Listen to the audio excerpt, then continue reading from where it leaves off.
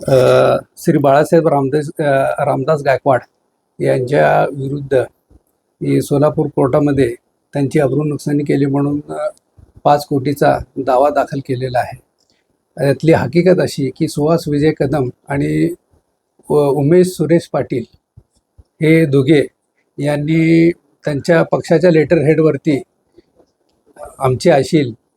बाळासाहेब गायकवाड हे भ्रष्ट अधिकारी आहेत वगैरे असे म्हणून त्यांच्यावरती खोटे ॲलिगेशन्स केलेले आहेत. वास्तविक पाहता त्यांनी जे ॲलिगेशन्स केलेले आहेत त्या पत्रामध्ये ज्या काही गोष्टी नमूद केलेल्या आहेत त्याच्या संदर्भात कुठलाही पुरावा नसताना आणि वस्तुस्थिती किंवा त्या संदर्भातली माहिती न घेता, त्याची शहानिशा न करता त्यांची बदनामी व्हावी, समाजामध्ये त्यांचं असलेलं पद प्रतिष्ठा कमी व्हावी म्हणून लेटर हेडवरती छापून कंप्लेंट दिली आणि त्यानंतर सोलापूर येथील पूनम गेट जिल्हा परिषद ऑफिसच्या जवळ तिथं मंडप टाकून तिथं मोठा बॅनर लावला आणि त्या बॅनरवरती परत खोट्या मजकुराचं उत्तर लिहून तिथं आमरण उपोषण करायला चालू केलं